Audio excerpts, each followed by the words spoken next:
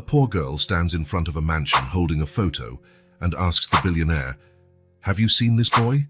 He's my brother, but he disappeared." What he does next shocked everyone. The rain showed no mercy that October afternoon. Richard Allencourt watched the drops sliding down the window of his office in the mansion.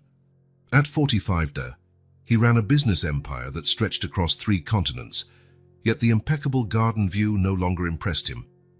The grey sky matched his mood as he reviewed yet another financial report without any enthusiasm. He closed the laptop and rubbed his tired eyes. Just another day like all the others. He couldn't remember when his life had become so predictable. Wake up, work, sleep, repeat. His fortune kept growing in the bank, while something dwindled in his chest. The sound of the doorbell surprised him. He wasn't expecting visitors, especially in such a downpour. He glanced at his watch, almost 6 in the evening. The doorbell rang again, more insistent this time. "Must be a delivery," he murmured to himself. He went downstairs, passing by a few valuable artworks hanging on the walls. Normally, his butler would answer the door, but Johnson had the day off. Richard hesitated a moment before opening. It was rare for him to open his own front door. When he finally opened it, he didn't see anyone. Then he looked down and was startled. A small girl, completely soaked, gazed up at him with big brown eyes. She was shivering from the cold, but her gaze was firm and determined. "Hello," Richard said, intrigued, leaning down to be nearer to her height. "Can I help you?" The girl, without saying a word, held up a photograph protected by a plastic bag. In the picture, a boy of about 7 smiled shyly. "This is my brother Daniel," she finally said, her voice surprisingly clear. "Have you seen him?" Richard looked at the photo, then at the girl. "No, I haven't. Who are you, little one?" "Sophia Moreau," she replied, stretching out her hand as an adult might, still holding the photo in her other hand. "My brother Daniel went missing and I'm looking for him." Richard shook that cold little hand, feeling a strange pang in his chest. Her formality was as disconcerting as it was moving. "Sophia, it's raining really hard. You shouldn't be out here alone. Where's your mother?" "Mum is in heaven," she answered simply. "I live at St. Clair's orphanage." Richard froze for a moment. The direct way she spoke of such deep tragedies caught him off guard. "You walk around the city alone." "I'm searching everywhere for Daniel," she said determinedly. "I saw your big house and thought he might be here. He likes pretty houses." "Come in, Sophia," Richard said, realizing the girl was shivering more and more. "You'll get sick if you stay out in the rain." She hesitated for a moment but stepped inside. Richard grabbed a clean towel from a hallway closet and handed it to the girl. She accepted it, but kept the photo protected with care. "Let's go to the kitchen. It's warmer there," he suggested, surprised at the concern he felt. In the spacious, immaculate kitchen, Richard turned on the kettle. He normally didn't cook, he had a full staff for that, but he did at least know how to make hot chocolate. "Daniel also likes hot chocolate," Sophia commented as she watched Richard work at the stove. "When it rains, he always asks Mrs. Palmer to make some for everyone at the orphanage." "Mrs. Palmer is the one who takes care of you all." "Yes, she's the director. She's probably worried about me now, but I had to find Daniel." Sophia looked toward the window. "He's been gone a long time." Richard placed the steaming mug of chocolate in front of her. Sophia put the photo carefully on the table so she could hold the mug with both hands, her eyes shining with the simple pleasure of the warm drink. "How did he disappear?" Richard asked, sitting across from her. "We were at the park. Some other kids from the orphanage were there too. Daniel went after the ball and..." She shook her head. "He never came back. Nobody saw where he went." "Sir, they should come in."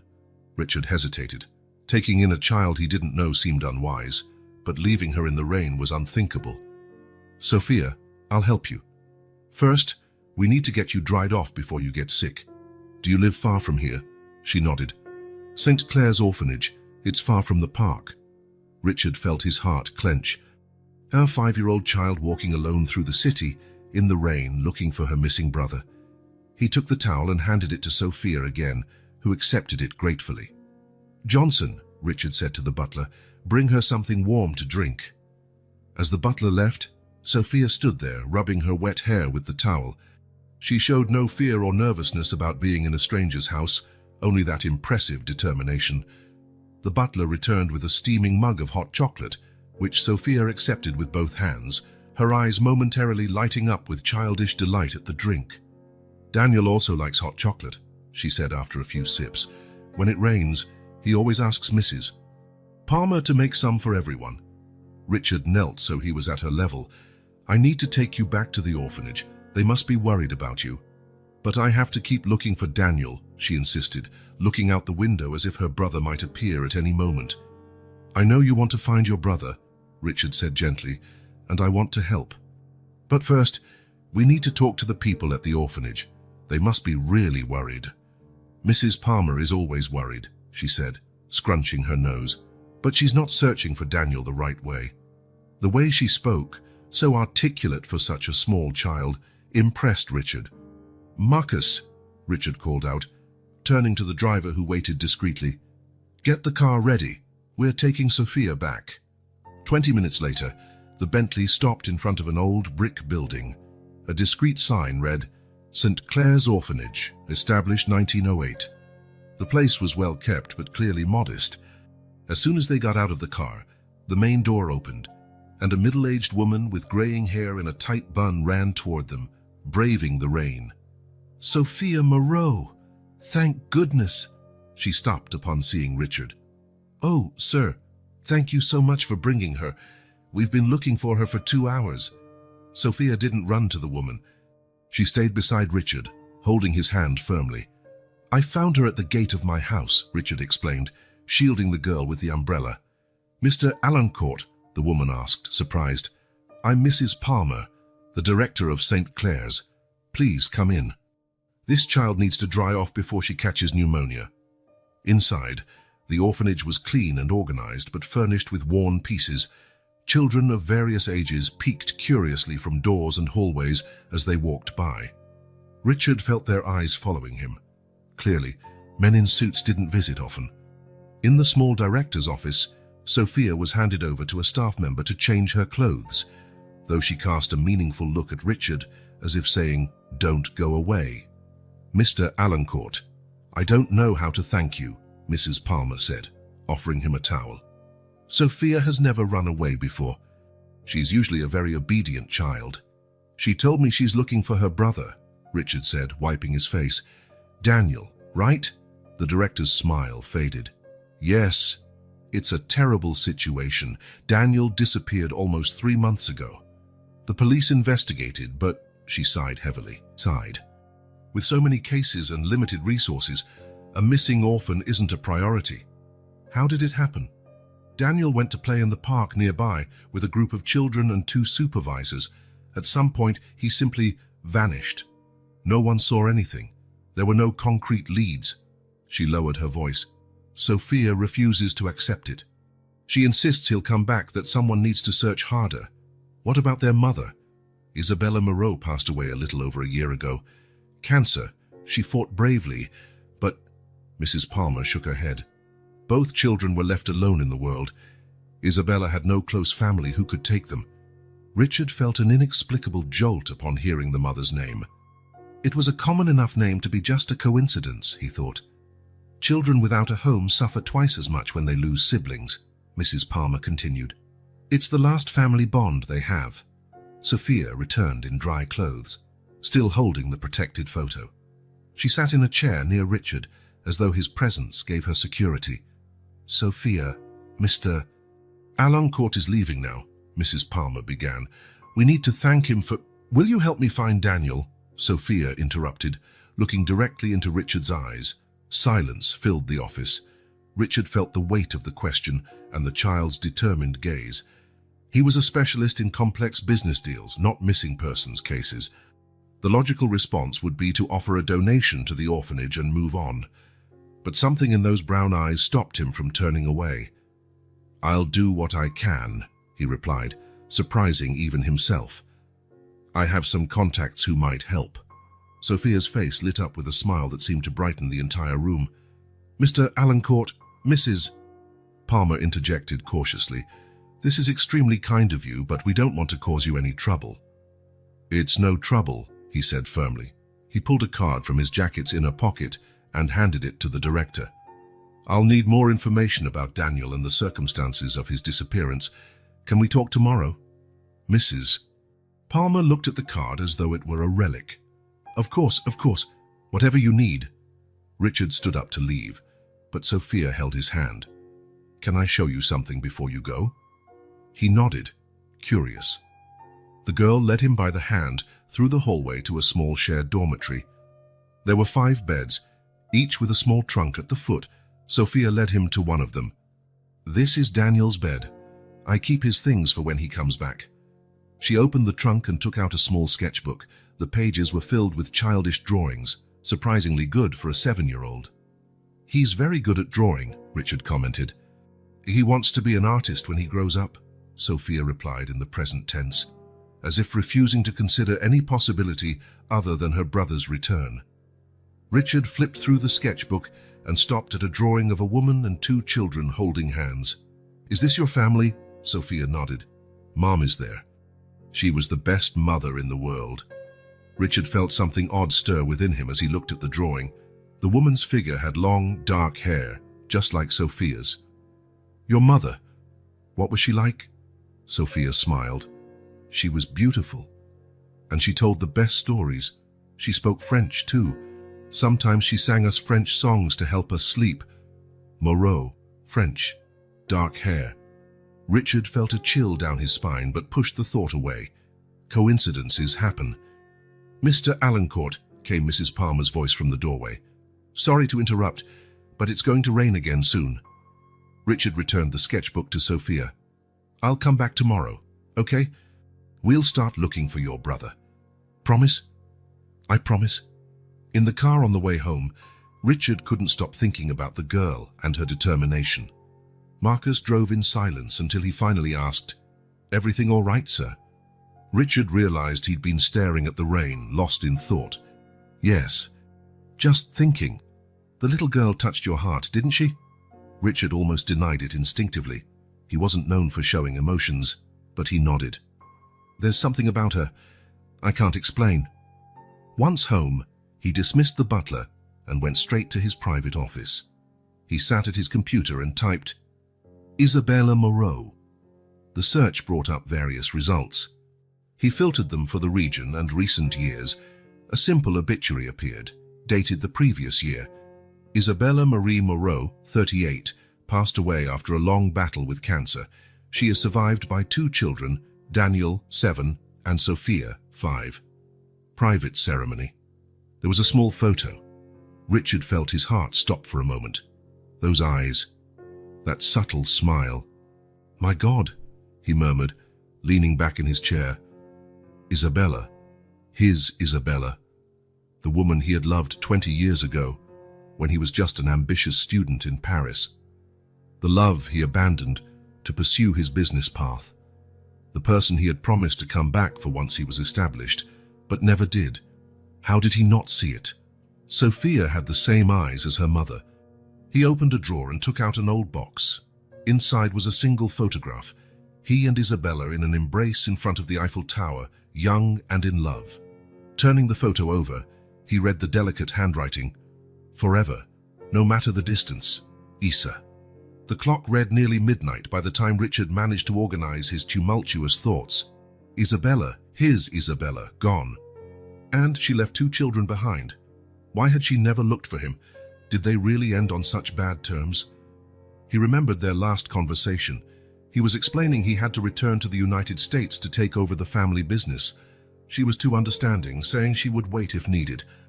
And he, arrogant and self-assured, promised he would come back for her when he was established. But years went by. The business grew. His father passed away. The company demanded more and more attention. Eventually, that promise was forgotten, or rather, deliberately ignored once fear of commitment outweighed his love. Richard rubbed his face, feeling the weight of decades of poor choices, of the love he left behind. The digital clock showed 3:27 a.m. when Richard finally formed a plan. He would use all his resources, money, contacts, power, to find Daniel. He would hire private investigators, offer rewards, pressure the police, not just for Sophia, but because Morse, in some way, he felt that helping Isabella's children was the only way to honor the memory of the woman he once loved, and to redeem years of regret he hadn't even realized he carried. Opening the window, he noticed the rain had stopped. The sky was beginning to lighten on the horizon, signaling the start of a new day. Richard Alencourt, the billionaire for whom time was just another resource to be managed, found himself counting the hours until he could return to St. Clair's orphanage. For the first time in many years, something other than business mattered. And that something had the determined face of a 5-year-old girl and the photograph of a missing boy. The meeting room in Richard's office looked transformed. Maps of the city covered an entire wall, with red markers indicating places already checked. Photos of Daniel were scattered across the central table, alongside investigators' reports and contact lists. In the last 2 weeks, the billionaire had converted part of his corporate empire into a search center. "Sir, our team in the Eastern District finished their sweep," reported James Carter, a former police detective and the current head of the operation hired by Richard. "No leads yet." Richard nodded, his eyes fixed on the map. Each day without news of Daniel weighed more heavily, not just for Sophia, who anxiously awaited any update, but because Richard himself was consumed by the search. What about the homeless shelters? All checked twice. A boy matching Daniel's description was seen at the St. Vincent shelter 3 days ago, but it turned out to be another child. Richard rubbed his tired eyes. He hadn't slept well since he began the search. "Expand the area and double the reward for information. We're already offering $50,000 keen, Mr. Alencourt. Then make it 100,000. Money is irrelevant." Carter hesitated. "With all due respect, sir, that could attract a flood of false leads. We're already overwhelmed with dead-end tips." Richard knew Carter was right, but anxiety spoke louder. "Then filter them better. Hire more staff if needed." Richard's phone rang, the special ringtone he'd set for calls from the orphanage. He answered immediately. "Hello, Mrs. Palmer?" "Actually, it's Sophia," replied the small voice on the other end. One of the social workers must have lent her the phone. "Are you coming to visit me today?" Richard couldn't help smiling.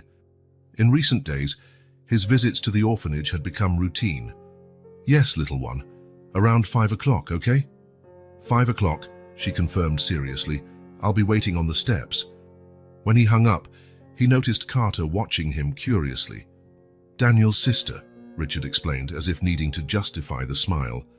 "You really care about these kids," Carter observed without judgment. "It's not just another project to you." Richard stared at the map again. "No, it's not." The Bentley arrived at St. Clair's orphanage precisely at 5. As promised, Sophia sat on the step outside, a sketchbook in her lap. The moment she spotted the car, she leaped to her feet. "He's punctual," Sophia told Mrs. Palmer, who stood in the doorway. The word punctual sounded funny in her childish voice.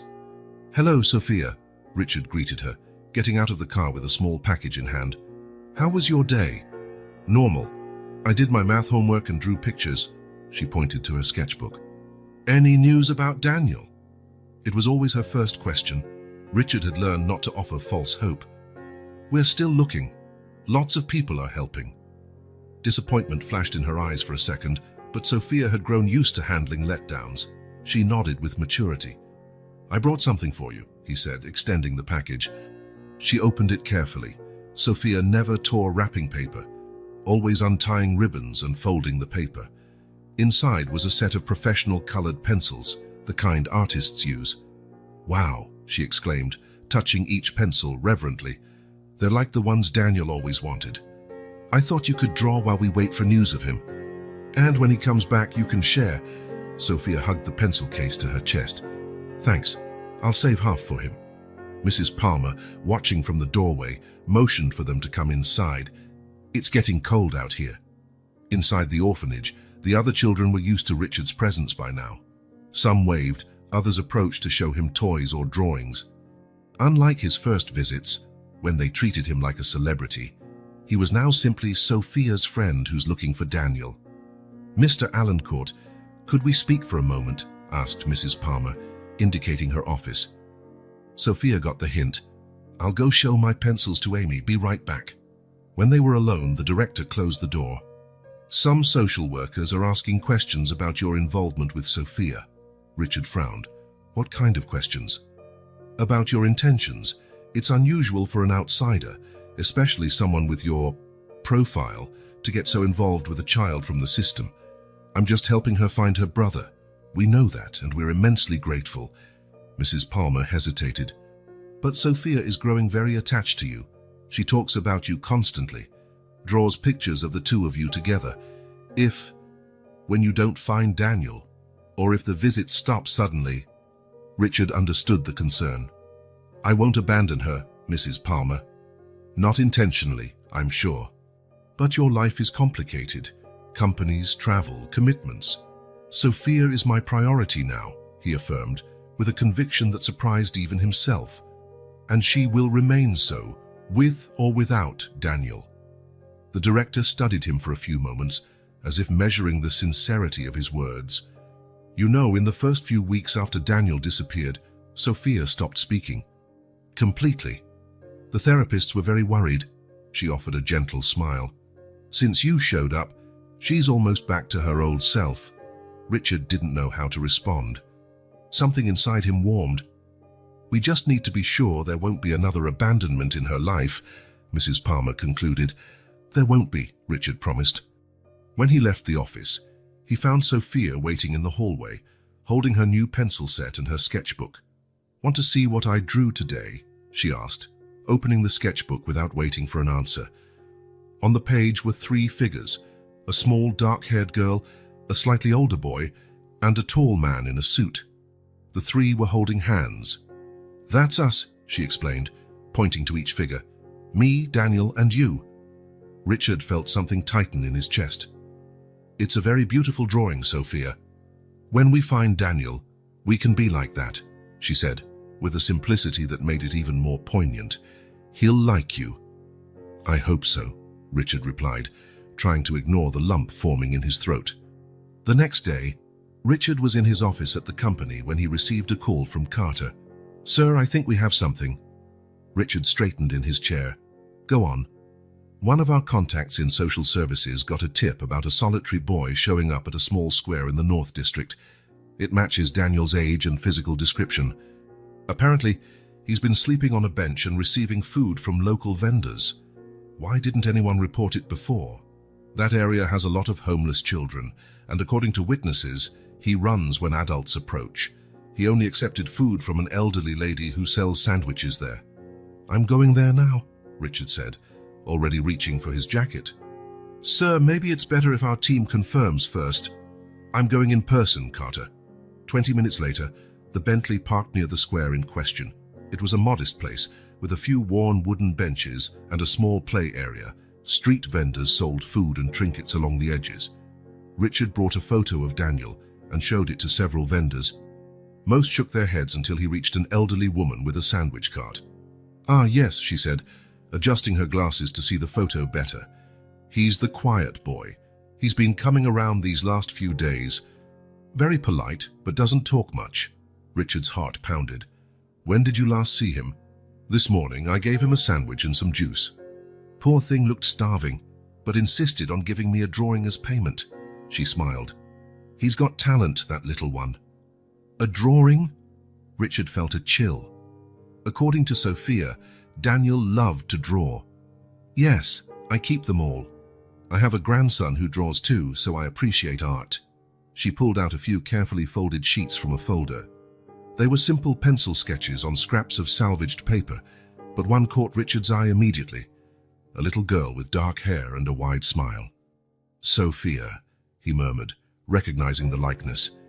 "You know the girl in the drawing?" the woman asked, surprised. "She's his sister. We've been searching for this boy for weeks. He disappeared from St. Clair's orphanage." The woman's eyes widened. "My goodness, I thought he was just another homeless child. There are so many here. When does he usually show up? Late afternoon, around 6 East, when I start packing up?" Richard checked his watch. 5:40 p.m. "I'll wait." He sat on a bench with a full view of the square.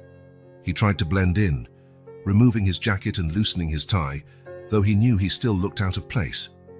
He asked Marcus, his driver, to park farther away so as not to attract attention. While waiting, he called the orphanage. "Is Sophia there?" he asked as soon as Mrs. Palmer answered. "Yes, she's in the activity room with the other children." "Do you want to speak to her?" "Not yet. Maybe we've located Daniel." The silence on the other end was palpable. "Are you sure?" "Not yet, but the signs are promising. I don't want to get her hopes up until we confirm." "Of course, I understand. I'll be hoping this is really him." Richard ended the call and turned his attention back to the square. People passed by, some in a hurry after work, others strolling leisurely, enjoying the late afternoon. Children ran around the small play area, their laughter echoing. And then he saw him. From the opposite corner, a skinny, dark-haired boy in ragged clothes approached warily. He looked around nervously, as if afraid of being followed.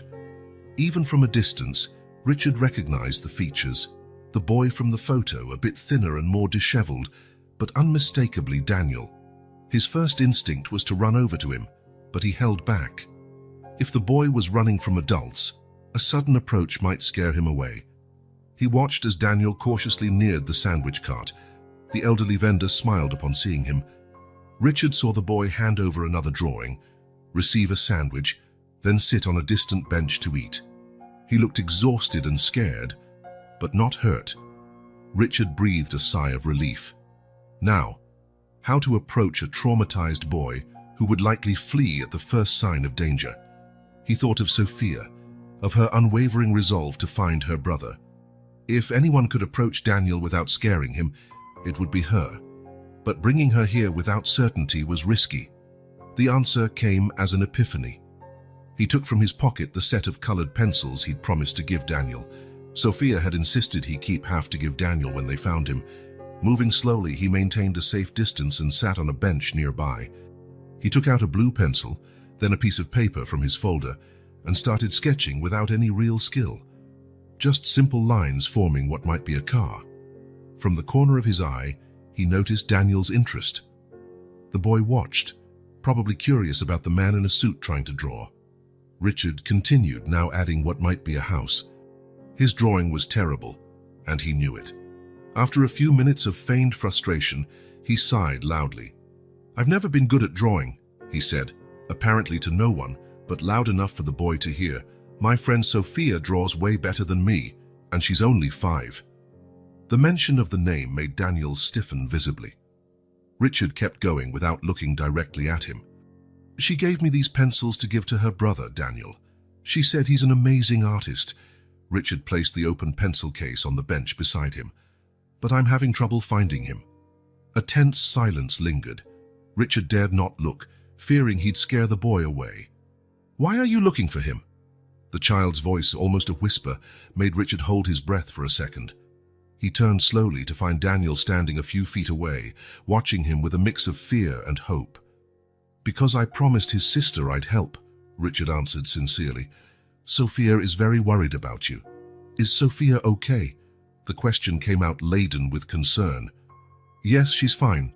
She's at St. Clair's waiting for you. She hasn't stopped drawing pictures of the two of you together." Daniel took a small step forward, still wary. "Do you really know Sophia?" Richard nodded, taking out his phone. He showed Daniel a photo he'd taken a few days before, Sophia smiling, holding one of her drawings. Upon seeing the image, Daniel's eyes filled with tears. "Can I see my sister?" "Of course. I'm here to take you back to her." Richard stood up slowly, so as not to startle him. "My name is Richard Allencourt. Your sister found me when she was looking for you." "She went looking for you?" Daniel seemed surprised. "Sophia left the orphanage." "Yes." "She's very determined when it comes to you," Richard said with a smile. "She showed up at my door asking if I'd seen her brother." Daniel took another step, more confident now. "She's always been stubborn." "I noticed. So what about you? Why did you run off when you vanished from the park?" The boy's face grew serious. "I didn't run off. Some men took me. They said I'd get gifts if I went with them." Richard felt a surge of anger. "What happened then?" They took me to an apartment with other kids, but I managed to escape when they weren't looking. I'm scared to go back to the orphanage in case they find me again." Rage boiled within Richard. Child trafficking. He needed to inform the police immediately, but first he had to prioritize Daniel's safety. "No one will hurt you again," he promised, keeping his voice calm despite the fury inside. "I have people who will protect you and Sophia." Daniel looked down, then at the pencils on the bench. "Sophia really saved half of them for me." "Yes. She never lost hope of finding you." The boy finally smiled, picking up the pencil case. "Can I see her now?" "We can go right away." Richard extended his hand without forcing contact. To his surprise, Daniel took it without hesitation. As they walked toward the car, Richard realized how much his life had changed in just a few weeks. From a solitary billionaire focused only on business, he now felt genuine concern for two children who had stumbled into his life by chance. Or maybe it wasn't so random. Maybe it was fate correcting a mistake from the past, giving him a second chance to honor the love he once felt for Isabella. Daniel got in the car and sat quietly, looking out the window with a mixture of curiosity and apprehension. Richard sent a message to Carter, briefly explaining the situation and asking him to mobilize the security team. He also texted Mrs. Palmer, "We found Daniel, we're on our way." What Daniel had revealed changed everything. He wasn't just a child who had wandered off. He had been taken by someone.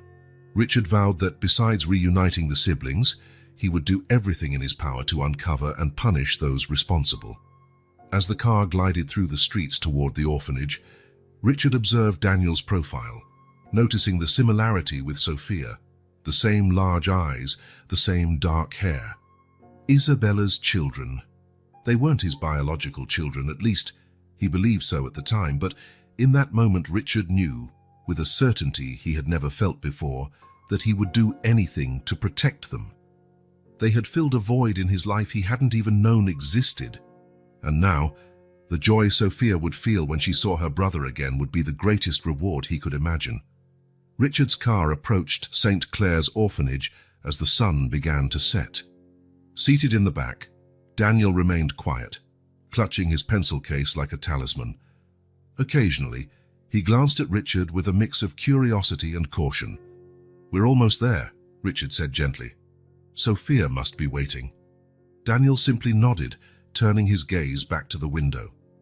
During the whole ride, his responses had been monosyllabic whenever Richard tried to chat, clearly uncomfortable with the situation. Richard sent a message to Mrs. Palmer, arriving in 5 minutes. "Please prepare Sophia." When the car finally stopped in front of the orphanage, Richard noticed a small welcome committee at the entrance, Mrs. Palmer, 2 social workers, and a bit behind them, Sophia, shifting from one foot to the other in excitement. "We're here," Richard announced. "Are you ready?" Daniel hesitated, staring at the building anxiously. "What if those men come back?" "They won't," Richard said firmly. "I'll personally make sure you're both safe." Before Daniel could respond, Sophia spotted the car. Recognizing Richard's vehicle, she ran toward it, ignoring Mrs. Palmer's calls. Marcus opened the door, and Richard barely had time to step out before Sophia drew close, her eyes darting around inside the car, anxious. "Daniel!" Her voice trembled slightly. For a tense moment, nothing happened. Then, slowly, Daniel stepped out. The siblings stood face to face, simply looking at each other. Sophia, normally so talkative, seemed at a loss for words. Daniel, thin and haggard but still recognizable as the boy from the photo, kept his eyes locked on his sister. "Sophie," he finally said, using the nickname only he used. What happened next made Richard's throat tighten. Sophia ran to her brother and threw her arms around him with all the strength her small body could muster. Daniel dropped the pencil case and hugged her back, both finally giving in to the tears they had held back until then. "You disappeared," Sophia sobbed into his shoulder. "I looked everywhere for you." "I know," Daniel answered, his voice muffled. "I tried to come back too." The adults watched from a distance, giving them space. Richard realized his own eyes were damp, and he looked away to compose himself.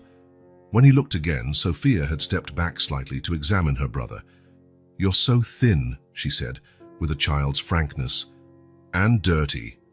Daniel tried to smile. "Sorry." Sophia shook her head and took his hand. "Doesn't matter." "Come on, there's a lot of food inside." Hand in hand, they walked toward the orphanage. Sophia talked non-stop, explaining how she had found Richard and how he had helped search for Daniel.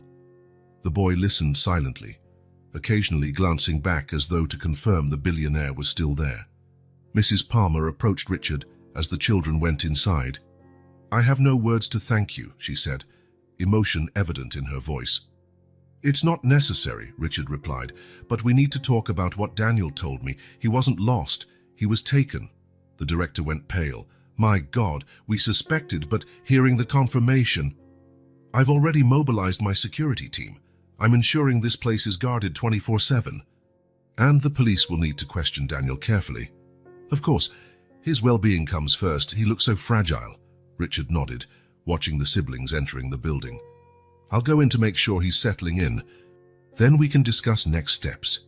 Inside the orphanage's dining hall, Richard watched from a distance as Sophia sat next to her brother, making sure he ate every bite of the hastily prepared dinner. Daniel ate ravenously, but his eyes remained alert, scanning the room every few seconds. Mrs. Palmer approached Richard. "He's scared." "With good reason," Richard replied. "After he's finished eating, I'd like to speak with him, if that's all right with you." "Of course, we can use my office." She hesitated. "Should I be present?" Richard considered. "Maybe give him the option to speak with me alone or have you there. He needs to feel he has some control." The director seemed surprised by his answer. "For someone who told me he has no experience with children, you're showing remarkable sensitivity." Richard shrugged, uncomfortable with the praise. He didn't mention that he had read dozens of articles about child trauma in recent weeks, preparing for this moment. Half an hour later, Daniel, now clean and wearing fresh clothes, sat cautiously in the chair in Mrs. Palmer's office. Sophia insisted on staying, and no one had the heart to deny her. "Daniel," Richard began softly, "I know you went through some very hard times. You don't have to talk about it if you don't want to, but any information you share can help us make sure you and the other kids are safe." Daniel looked at Sophia, who nodded encouragingly. "You're going to catch the bad men. I'll do everything I can to make sure they're found and punished," Richard promised. The boy took a deep breath, as if mustering courage. "We were at the park. I went to get the ball that rolled near the trees. A man asked if I wanted some chocolate. When I said no, another man appeared behind me and grabbed me." Richard kept his face neutral despite the rage he felt. "Did they hurt you?" "Not much, only when I tried to scream." Daniel lowered his eyes. "They took me to an apartment. There were other kids there, but we couldn't talk. One of the men was always watching us." Sophia squeezed her brother's hand. Richard noticed that, despite her young age, she seemed to grasp how serious the situation was. "How did you get away?" Richard asked. "They were loading the kids into a van. When it was my turn, I pretended to climb in but ran. One of them tried to grab me, but I'm fast." A hint of pride crossed his face. "I hid in one place after another. I was scared to come back to the orphanage in case they were watching it." Richard nodded. "That was very brave and smart, Daniel." "But I left the other kids behind," the boy murmured, guilt evident in his voice. "You did the right thing," Richard assured him. "Because of you, we can now help the other children too." Daniel looked up. "How?" "I need you to help create sketches of the men who took you. I have people who specialize in that. Then we'll find them." "They'll come after me," Daniel said, fear radiating with every word. Richard leaned forward, meeting his gaze. "Daniel, I promise no one will hurt you or take you again. I'll put guards here 24/7. And I'm working on finding an even safer place for you and Sophia." "What place?" Sophia asked, curious. Richard hesitated. He hadn't discussed his plans with Mrs. Palmer yet. "A place where you can both stay together and be safe," he said vaguely. "But first, we need to make sure Daniel fully recovers." Mrs. Palmer intervened softly. "Sophia, Daniel must be exhausted. Why don't you help him get some rest? You can talk more tomorrow." Sophia looked ready to protest, but she glanced at her brother and nodded. "Come on, Dan. I kept all your stuff just the way you left it."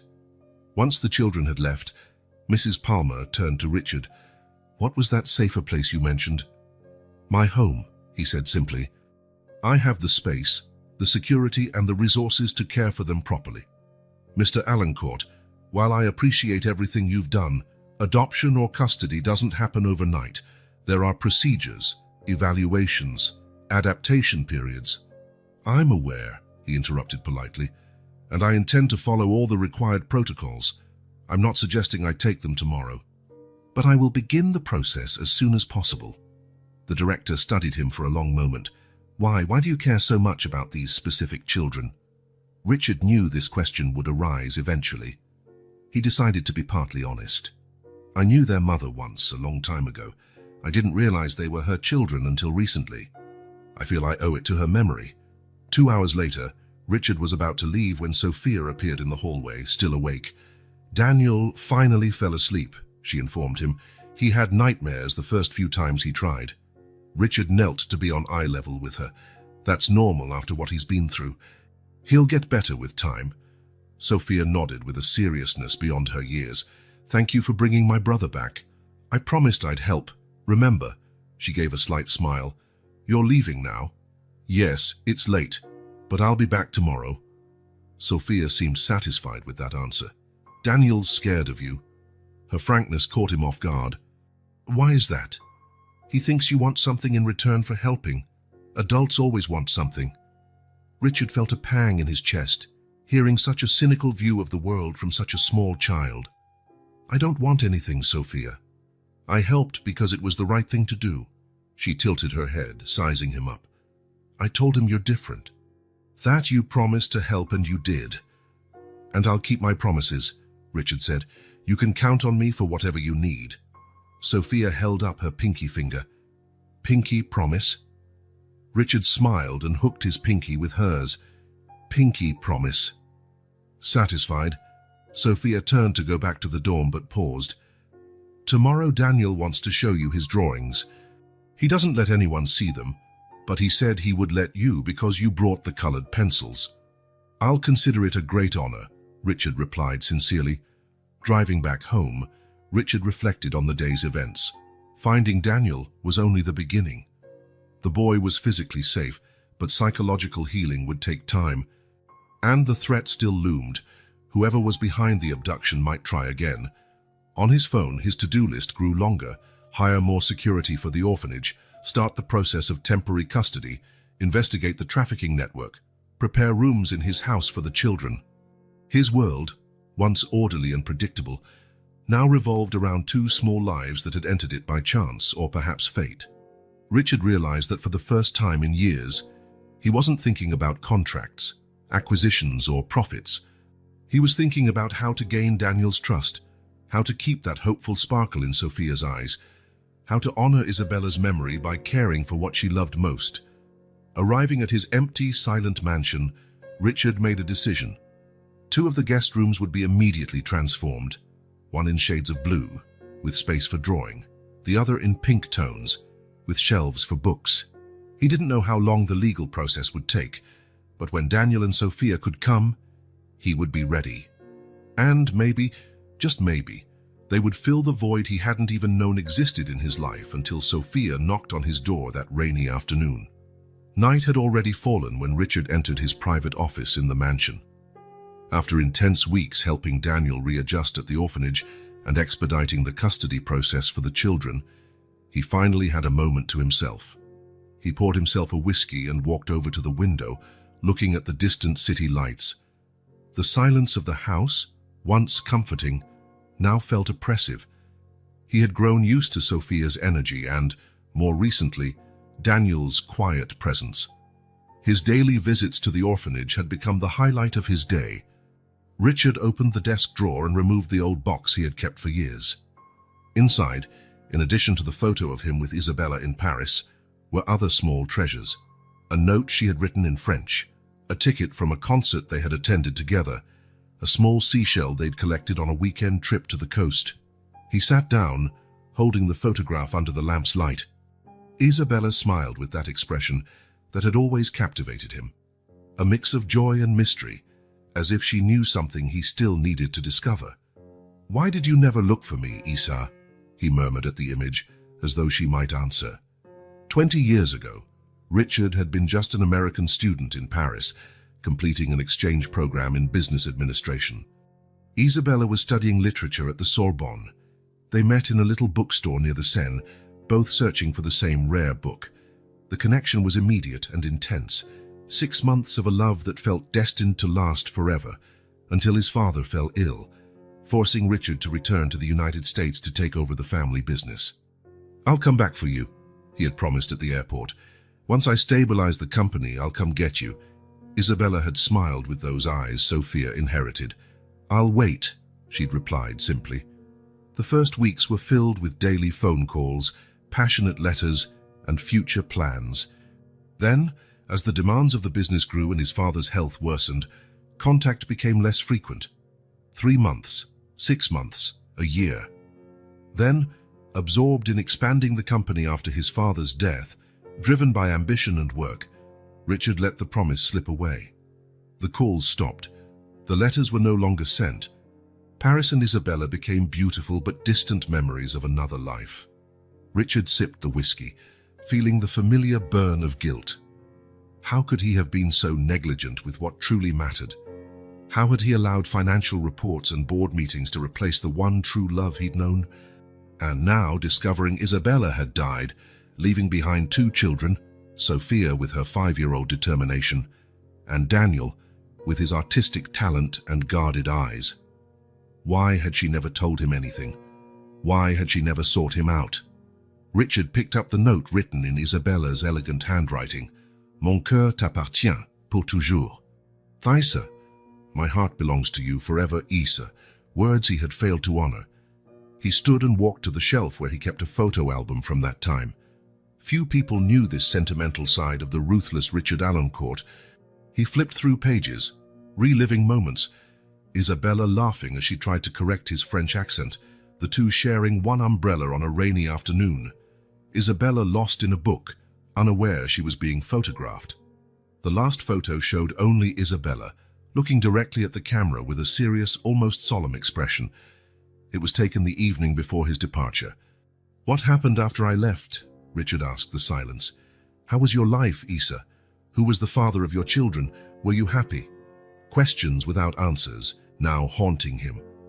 Lately, while working to secure custody of Sophia and Daniel, he often wondered how his life would have turned out if he had kept his promise. Would he have married Isabella? Would they have built a family together? Or would they have drifted apart anyway, once time revealed incompatibilities masked by the initial romance? The weight of these unfulfilled possibilities was almost unbearable. Richard turned back to the window, gazing into the night. Somewhere in the city, Sophia and Daniel slept at the orphanage, perhaps dreaming of the new life he had promised them. He guaranteed security, comfort, and education, everything money could buy. But he knew they needed more. They needed someone who could love them as Isabella had. Would he be able to do that? A man who had failed so thoroughly with the only person he had truly loved. The memories of Isabella had stayed buried for so long, stored in a box along with souvenirs and photos. Now they resurfaced with full force, intensified by Sophia's face, so similar to her mother's, and by Daniel's artistic streak, reminiscent of Isabella's free spirit. Richard rubbed his tired eyes. The past was irretrievably lost. Isabella was gone forever, but her children were here, needing him. Perhaps this was the universe giving him a second chance at redemption, not to fix his mistakes with Isabella, but to make a difference in the lives of the children she left behind. He carefully placed the photo back in the box. Tomorrow would be another busy day, more meetings with social workers, lawyers, and preparations for the children's possible arrival at his home. The custody process was moving along, but there were still hurdles to overcome. Before closing the box, he glanced one last time at Isabella's smiling face. "I promise I'll take care of them, Isa," he whispered. "This time, I won't break my promise." As he shut the drawer, he felt a weight start to lift. Regret and guilt would remain, but now there was also purpose, a chance to do something meaningful for the children of the woman he had loved and lost. Mr. Alancourt, please understand that this is not personal. Mrs. Winter's voice, the regional supervisor for child services, sounded professional but unyielding. Richard kept a neutral expression, something he had mastered in countless business negotiations. But this was not a business deal. It was about Sophia and Daniel. With all due respect, it feels quite personal, he replied calmly. I've fulfilled all the requirements. I've adapted my home. I've hired the recommended professionals. I've completed the preparatory courses. They were in the meeting room at the Department of Child Services. Mrs. Palmer, the orphanage director, observed with concern. Next to Mrs. Winters was a young social worker named Gabriela Martinez, who took discreet notes. The issue isn't material or bureaucratic, Mrs. Winters explained, adjusting her glasses. It's the long-term viability. You're a 45-year-old single man with no prior childcare experience, running a business empire that surely demands much of your time. I've changed my schedule. I've delegated responsibilities. I'm prepared to do whatever is necessary. Intentions aren't guarantees, Mr. Alancourt. We need to be sure Sophia and Daniel will have the emotional stability they need, especially after the recent trauma Daniel experienced. We can't risk another disruption if you realize you can't balance your corporate and parental duties. Richard took a deep breath. For most of his adult life, his name and fortune had opened doors. It was unsettling to face resistance, especially when he was genuinely committed. What exactly are you questioning? My ability or my commitment? Both, Mrs. Winters answered bluntly. You need to prove not only that you can provide for the children materially, but that you're willing to prioritize their needs above your own, consistently and permanently. A heavy silence settled over the room. Richard realized none of his usual arguments would work here. He couldn't impress them with figures, intimidate them with his status, or offer financial incentives. For the first time in ages, he had to prove his worth as a person, not a billionaire. What do you suggest then? He finally asked. Gabriela Martinez spoke for the first time. An extended probationary period, supervised visits transitioning to overnight stays and weekends, regular evaluations, a commitment to family therapy, active participation in the children's school routines and activities. Essentially, we need to see you in action, not just hear promises, Mrs. Winters added. Richard nodded slowly. How long? At least 6 months before we consider temporary custody. Another year before permanent custody. 18 months. The bureaucracy felt endless when all he wanted was to give Sophia and Daniel a safe home right now. And during that time, the children stay in the orphanage, even after what happened to Daniel. We've implemented additional security measures, Mrs. Palmer interjected. Thanks to your generous donation, I should add, it's not about money. Richard shook his head in frustration. It's about giving them a family environment. That's exactly why we're being cautious, Mrs. Winters insisted. A big house isn't enough. You have to create a home. Her words stung Richard like a slap. It was exactly what Isabella used to say when they talked about the future in Paris. A house is made of walls and roofs, mon chéri. A home is made of love and shared time. I understand, he said at last. When can we start? You seem thoughtful, Gabriela Martinez commented as they walked down the hall after the meeting. The young social worker had been assigned to supervise Richard's case. Were you expecting a quicker process? I was hoping they'd see the obvious, he answered candidly. Those kids need stability, and I can offer it. Stability isn't just a safe roof and food on the table, Mr. Alancourt. Believe me, I'm aware of that. They stopped by a window overlooking a small playground where a few children played under supervision. Gabriela watched Richard for a moment. May I ask something personal? Why these children specifically? There are hundreds in similar situations in the system. Richard considered the question. He could mention his connection to Isabella, but that would raise more questions. The full truth was more complicated. I met Sophia first. She came to me, determined to find her brother. When I helped locate Daniel, something changed in me. He paused. I've spent 2 decades accumulating money and power. For what? Suddenly, these 2 kids showed up and gave my life real purpose. Gabriela smiled. That's the most genuine answer I've ever heard from a potential guardian. But apparently, it's not enough. It's a good start. Listen, Mr. Alancourt, please, call me Richard. Richard, then. I'll be frank. Mrs. Winters has her doubts, but I believe in you. I've seen how you interact with Sophia and Daniel. That's not something you can fake. He looked at her in surprise. Then why such a long probationary period? Because raising children isn't a short-term project. It's not like closing a deal. It's a lifetime commitment, especially for kids who've already suffered significant loss. She sighed. And be honest with yourself. Do you really know what you're getting into? The question hung between them. Richard recalled the past few weeks, Daniel's recurring nightmares, Sophia's tough questions about her mother, the moments of frustration when he didn't know how to handle an outburst or a meltdown. No, I probably don't, he admitted. But I'm willing to learn. That's the point, Gabriella said with a smile, and I'll help you through it. Let's start today. Gabriella's first lesson involved an unscheduled visit to the orphanage at a time Richard would normally be in important meetings. He cancelled them all without hesitation, surprising his executive assistant. Upon arrival, they found Sophia in the study room, focused on a math exercise. Her face lit up when she saw Richard. Another visit.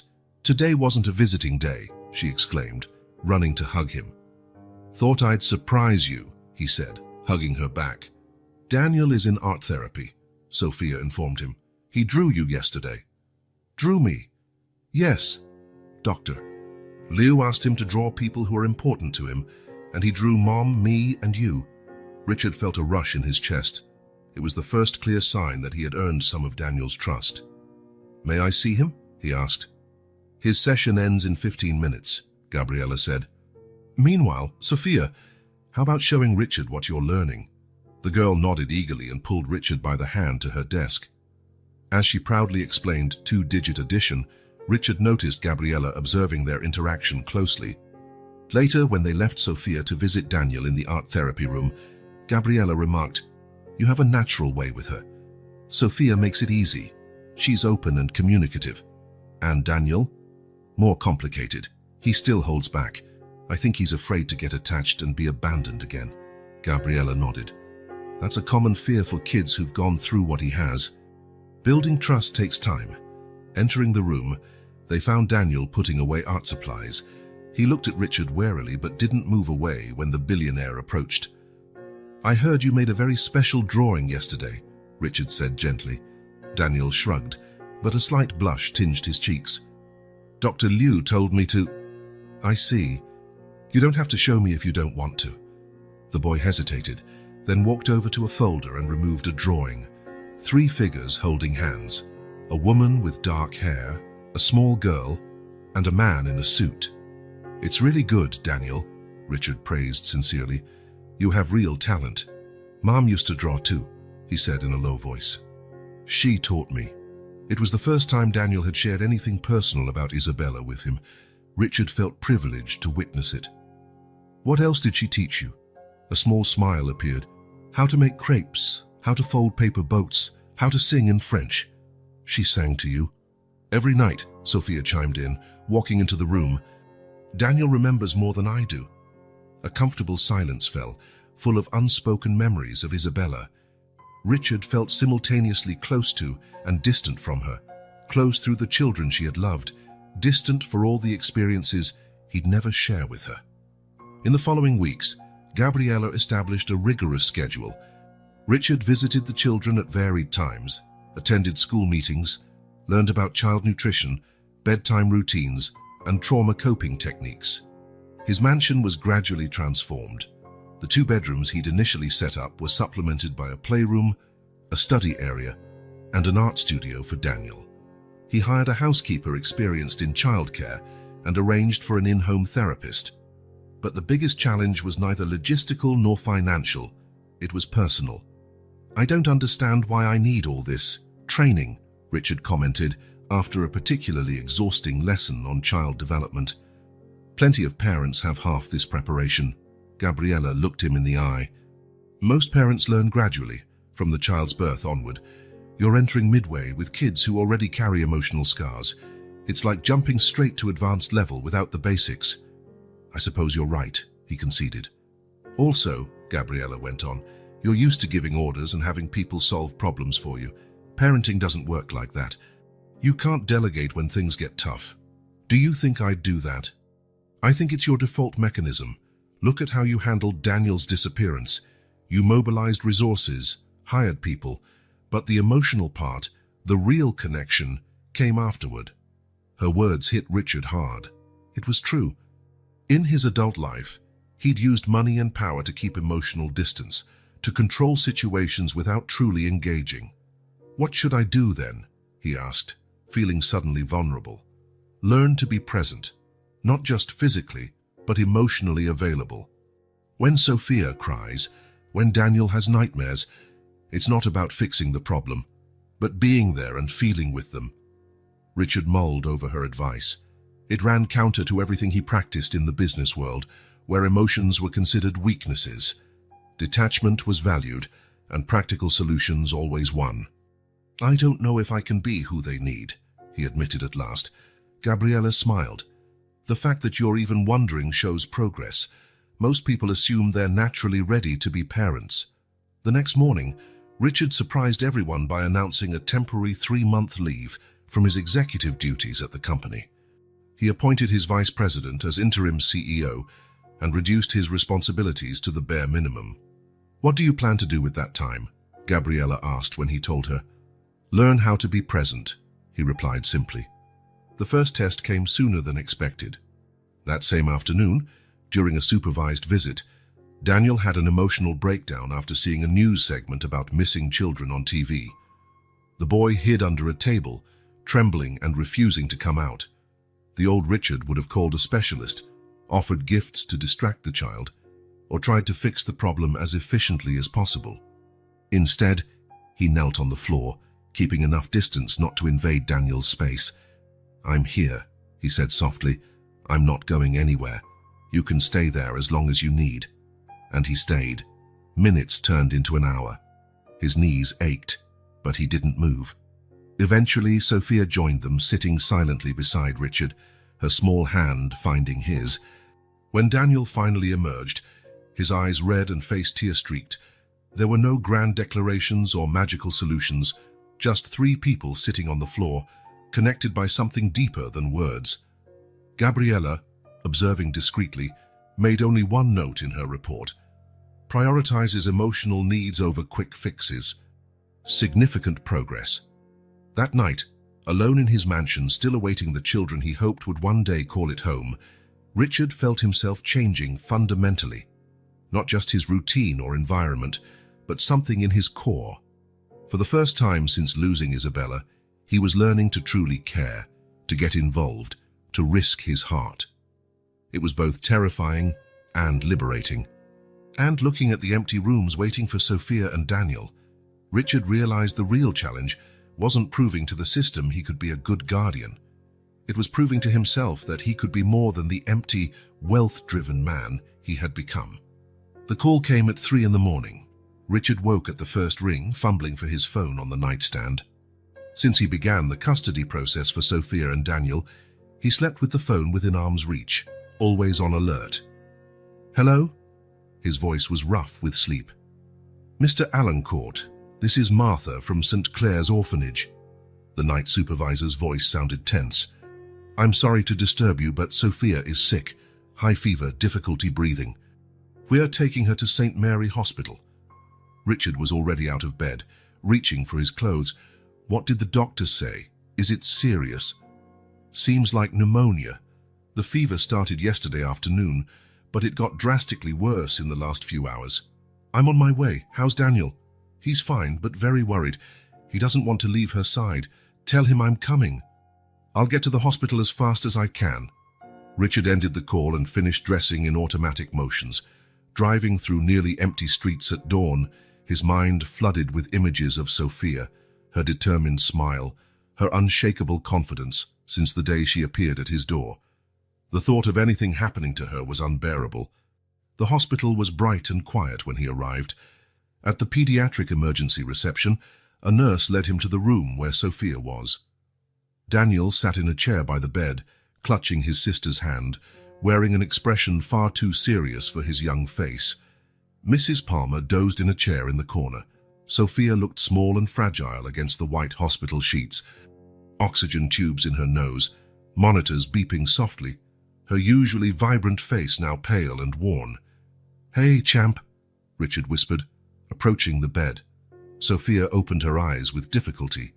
"You came," she murmured, her voice barely audible. "Of course I did. I promised I'd always be here if you needed me, didn't I?" A weak smile flickered across her face before she closed her eyes again, exhausted. Daniel glanced at Richard with red-rimmed eyes from holding back tears. "Is she going to be okay?" he asked in a low voice. Richard sat beside him, placing a hand on his shoulder. "She will. This is the best hospital in the city, with the best doctors." He tried to sound confident, even though his own heart clenched with fear. Mrs. Palmer stirred with the movement and began updating Richard on Sophia's condition. Bacterial pneumonia, confirmed by tests. She was receiving antibiotics, and her oxygen saturation was under close watch.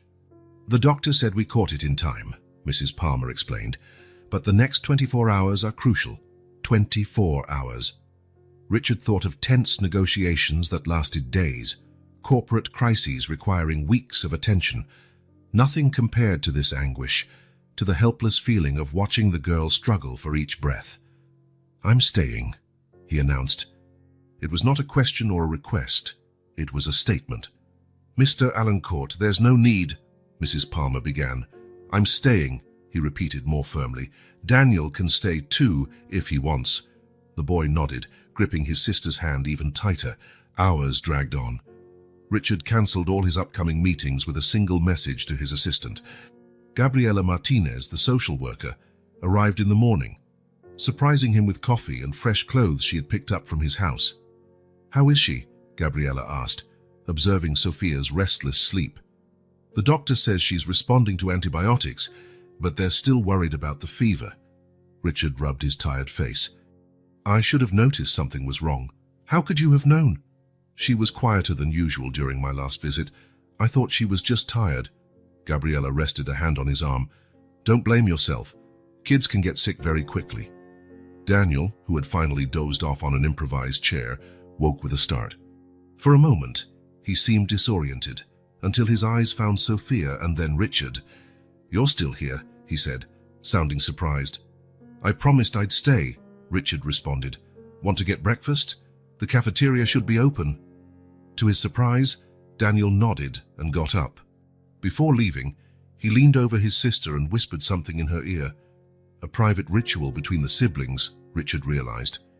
In the cafeteria, while Daniel ate without much enthusiasm, Richard noticed how different the boy seemed, more vulnerable and yet more open. "You really like Sophia, don't you?" Daniel asked suddenly, breaking the silence. Richard was taken aback by the direct question. "Yes, I like her a lot. I like both of you very much." Daniel studied his face, as if looking for signs of deception. "Even when it's hard work, even when she gets sick like this." "Especially at times like these," Richard answered sincerely. The boy seemed satisfied with the reply, returning to his cereal.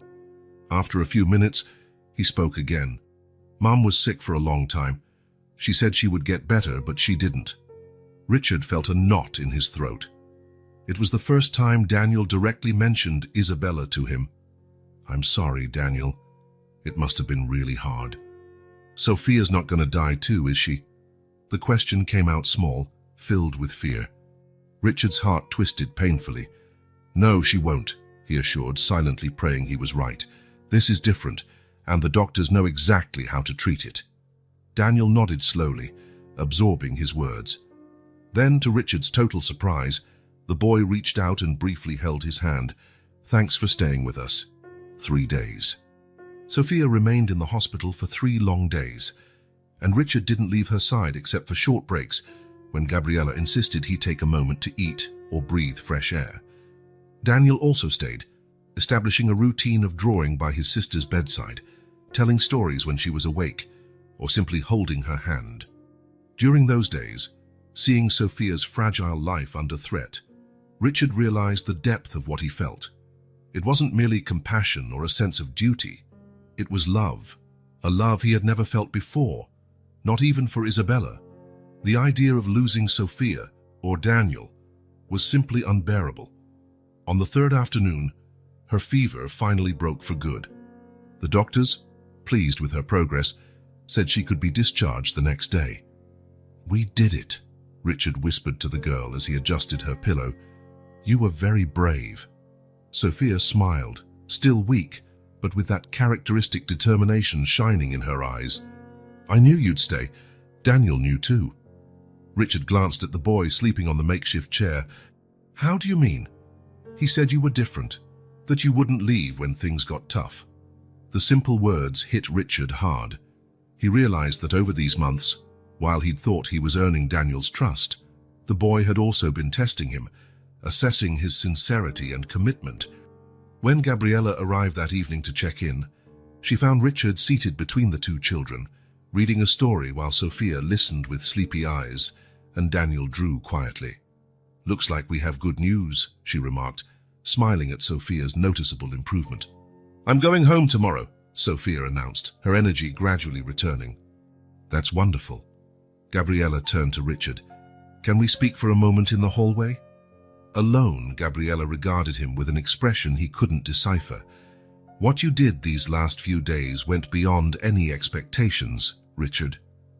"I just did what was necessary." "No. Many prospective guardians would have sent money, hired private nurses, maybe visited a few hours. You basically moved into the hospital, neglected your business, and put these kids as your absolute priority." Richard shrugged, uncomfortable with the praise. "Like I said, I did what was necessary." "I know. That's exactly why it matters." Gabriella hesitated. "There's something else. Something I've been holding on to for weeks, waiting for the right moment." She opened her folder and pulled out a small, worn-out book. This was found among Isabella Moreau's personal effects, which the orphanage saved for the children. "It's a diary." Richard looked at the item, feeling a strange chill. "Why are you showing me this?" "Because I think you need to read it.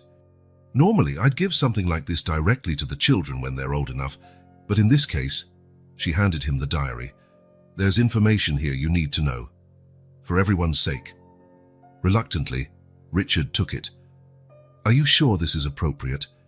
"Not everything in my job follows strict rules, Richard. Sometimes you have to do what you believe is right." "Read it, then we'll talk." Gabriella left, leaving him alone in the hallway with the small book in his hands. For a moment, he hesitated. Reading Isabella's diary felt like an invasion, something she never would have allowed while alive. But Gabriella's serious expression intrigued him. What could be so important that it justified breaking Isabella's privacy, even after her death? Richard returned to the room and found both children asleep. He settled into the empty chair, opened the diary, and began to read. The first pages were casual entries about Isabella's life after Paris, her work as a translator, her friends, her dreams. Then he came to an entry dated 3 months after he left, and it grabbed his attention. The test came back positive today. "I'm pregnant." So excited and so scared at the same time. Richard's emails are getting rarer. His calls, when they happen, are brief and all about him. The Richard I knew in Paris seems to be disappearing, replaced by a man obsessed with business and success. How can I tell him about the baby? What if he asks me to choose between my life here and being just a decorative wife for an American businessman? Richard stopped reading, feeling as if the air had been knocked out of him. Pregnant. Isabella was pregnant when he stopped calling, when his promises grew empty. With trembling hands, he continued, "I've made my decision. I won't tell Richard about the baby." His latest emails make it clear his life is now only the company, his father's legacy, and his ambitions. A child wouldn't fit into that perfect, controlled world he's building. My baby deserves a father who will put him first, not someone who sees him as just another responsibility. Maybe one day Richard will change, but I can't wait for that. My baby will be born in 5 months. I'll raise him with all the love I have, and it will be enough. The entries went on, describing the birth of a healthy boy she named Daniel Richard Moreau. Pages were filled with moments from his childhood. First steps, first words, early drawings. Daniel shows so much artistic talent, just like his father, though he never mentions it in our conversations. Sometimes I wonder if I made the right choice keeping Richard away. Daniel asks about his dad. What can I say? That his father chose money and power over us? No, I'll never break his little heart like that. I just tell him his father is far away and can't be with us right now. Maybe when Daniel is older, I'll tell him everything. Richard flipped the page, tears streaming down his face. Daniel, his son, his biological son, whom he never knew existed. The entry about Sophia's birth 4 years later explained she was the result of a brief relationship that didn't work out. The father wanted nothing to do with the child, so Isabella decided to raise both kids on her own, too proud to ask anyone for help. The last entries, written when she was already ill, broke Richard's heart. The doctor says I don't have much time left. How can I leave my children behind? Where will they go? I thought about contacting Richard, telling him the truth about Daniel. But after all these years, what right do I have? He built his life without us. And I'm afraid, what if he only wants Daniel and not Sophia? I will never allow them to be separated. They're everything to each other. So I remain silent, praying that wherever they go after I'm gone, they stay together and are loved as they deserve. Richard closed the diary, overwhelmed by what he had learned. He looked at Daniel, sleeping peacefully, his son, his flesh and blood, the boy he should have known from birth, whose growth he should have watched, who he should have loved and protected all along. "Are you okay, Richard?" came Sophia's soft voice. She had woken up and was watching him curiously. "Yes, sweetheart," he answered, quickly wiping his tears. "I'm just glad you're getting better." She smiled and closed her eyes again. Richard looked at both children, his son he never knew, and the girl who had won his heart from the moment they met. The revelation changed everything and yet changed nothing. He already loved them both unconditionally before discovering the truth. The only difference now was the added weight of lost years, of moments he would never have with Daniel, of a responsibility he should have assumed from the start. With sudden clarity, Richard realized his fight for custody now went beyond duty or redemption. It was his right as Daniel's father and his responsibility toward Isabella's final wish, that the siblings stay together. The fear of losing them, already immense during Sophia's illness, became almost unbearable. He would not miss another minute of his son's life. He would not let Sophia be without the family she deserved. Holding the diary against his chest, Richard silently vowed to Isabella, to Daniel, to Sophia, and to himself. This time, he would not fail his family. "Are you sure you haven't forgotten anything?" Sophia glanced around the small dorm room one last time, her expression a mix of excitement and a hint of apprehension. The pink suitcase Richard had bought for her lay on the bed, carefully packed with her few belongings. "I don't think so," she answered, clutching a worn teddy bear, the only tangible keepsake of her mother. It was a moment Richard had envisioned for months. After the discovery of Isabella's diary, he had redirected all his determination, resources, and influence to speed up the adoption process. DNA tests confirmed his biological paternity of Daniel, which simplified some of the bureaucracy, though he insisted on adopting Sophia with the same legal rights. Today, at last, he was taking his children home. The word still echoed strangely in his mind. His children. A reality he had never considered until Sophia knocked on his door on that rainy afternoon almost a year ago. "What about Mum's pictures?" Sophia asked, pointing to the small framed photo on the nightstand. "We definitely can't forget that," Richard said, picking up the framed photo in which Isabella smiled, hugging both children in a park. The glass was slightly cracked in the corner, but the image remained perfect, a frozen moment of happiness he had never shared. In the adjacent room, Daniel was also doing his final checks. Unlike Sophia, he had packed his things with methodical precision. His drawing materials, including the set of colored pencils Richard had given him, were neatly stored in a special box he had decorated himself. The rest of his clothes and belongings fit into one backpack and a small suitcase. Since learning the truth about his biological father, Daniel had been quieter than usual.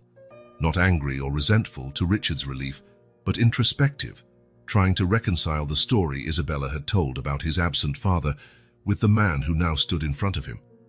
"Can I take this?" Daniel asked, showing a small, well-worn sketchbook. "Of course you can." "It's yours," Richard replied, recognizing it as the same sketchbook Sophia had shown him on that first day, filled with Daniel's imagined family drawings. "Mom said I inherited my drawing talent from my father," Daniel said casually, though his eyes studied Richard's reaction carefully. Richard felt the familiar pang, guilt, sorrow, gratitude for Isabella keeping his memory alive for their son, even when she had every reason not to. "Your talent is far greater than mine," he admitted. "But yes, I used to draw when I was younger, before business took up all my time. Could we draw together someday?" Daniel asked, almost hesitantly, as though worried he was asking too much. "I'd love that." A comfortable silence settled between them as they finished the last details. Richard noted how different Daniel looked now from the frightened, mistrustful boy he had met months ago. There was a new calmness about him, a cautious acceptance that perhaps, just perhaps, he had finally found the safety he needed. In the hallway, Mrs. Palmer and Gabriela Martinez were waiting with Sophia, who now clung to her suitcase. Other staff members and some children also gathered to say goodbye. A small boy, about 4, held onto Sophia's hand as if he didn't want her to leave. "Tommy, remember what we talked about." Sophia knelt in front of him. "You can visit me. Richard said we can throw parties and invite everyone." Richard smiled, confirming with a nod. He had promised Sophia that the orphanage would always be part of their lives, never severing the ties with those who cared for them during their hardest times. Daniel joined them, carrying his luggage. Mrs. Palmer, unable to hold back tears, hugged each sibling. "I'll miss you both, but I'm so happy," she whispered. "So happy you found a home." "Thank you for everything, Mrs. Palmer," Sophia said. "I promise to be good and not give Richard any trouble." "You're always trouble," Daniel teased with a half smile. "That's your specialty." Sophia stuck out her tongue at him, prompting laughter from the group. It was a light moment in the midst of a significant transition, and Richard felt grateful for the children's ability to find joy in emotionally complex times. Gabriela walked over, handing Richard a folder. "All the final documents are here. Officially, Sophia and Daniel Moreau-Alancourt are now your children under the law." Richard accepted the folder, feeling the weight of the moment. "Thank you for everything, Gabriela. Without you." "Without me, you would have figured it out anyway," she interrupted with a smile. "Maybe it would have taken longer and given you a few more gray hairs. Still, I'm grateful. Don't thank me yet. I'll still have regular follow-up visits for the next 6 months," she teased. "I'll be keeping an eye on you, Richard Alancourt." Finally, it was time for the last goodbyes. Hugs, promises to visit, and a few tears, mostly from the staff and other children, since Sophia was too excited describing to Tommy what her new home would be like, and Daniel seemed eager to begin this new chapter. When they at last got into the car, Richard felt a strange nervousness he hadn't experienced since his first major business deals. But this was far more important than any $1 million contract. "Ready?" he asked, looking in the rearview mirror at the 2 children in the back seat. Sophia nodded enthusiastically, but Daniel was the one who replied, "Yes, Dad." The word, spoken for the first time, washed over Richard like a wave. He looked at his son, and saw in his eyes not just acceptance, but a deliberate effort to build a bridge between them. "Great," Richard managed, once he'd regained his composure. "Let's go home." Richard's mansion had changed in recent months. What was once an elegant, chilly space designed to impress rather than welcome now bore clear signs that children lived there, or were about to. Sophia dashed around the corridors as soon as they arrived, exploring every corner with excitement, her eyes wide at the spacious rooms and refined decor, now softened by warmer touches. "It's a palace," she exclaimed, spinning in the middle of the foyer. Daniel followed at a slower pace, observing everything carefully as though memorizing each detail. "It's really big," he noted, not necessarily sounding impressed, just stating a fact. "It does feel big at first," Richard agreed, "but soon you'll know every corner." "Where are our bedrooms?" Sophia asked, already heading upstairs. Richard smiled, guiding them down the upper hallway. "I prepared a room for each of you, but if you'd rather stay together for a while, we can do that." "We want to see both," Sophia decided, also speaking for her brother, who simply nodded.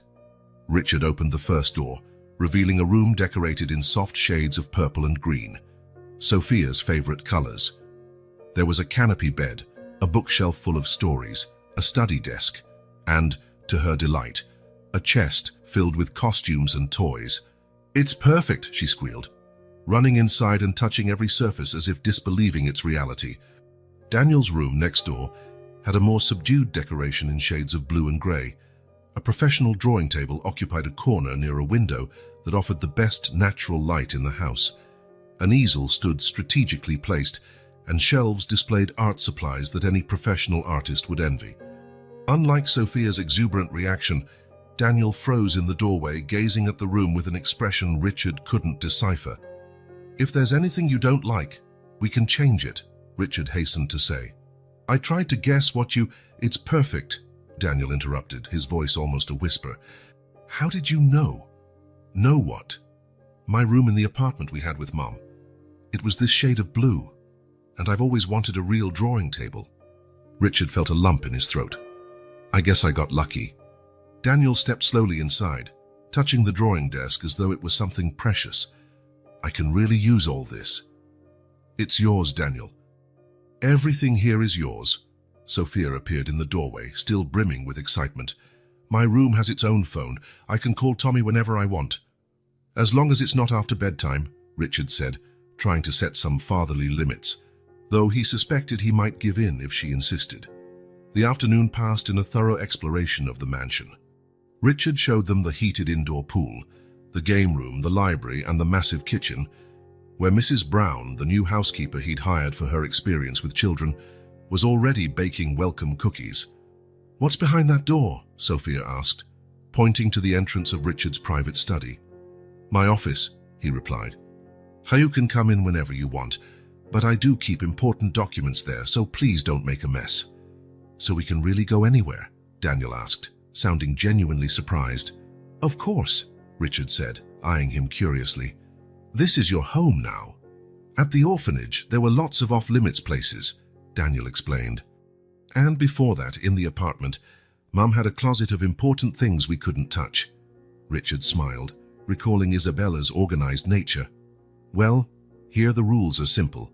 Respect each other's space, let me know if you leave the yard, and always tell the truth. Everything else we'll figure out together."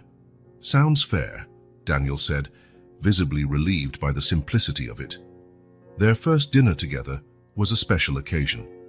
Mrs. Brown had prepared each child's favorite dishes, information Richard had meticulously gathered over the past few weeks. Sophia talked incessantly, listing grand plans for sleepovers, swimming lessons, and science projects.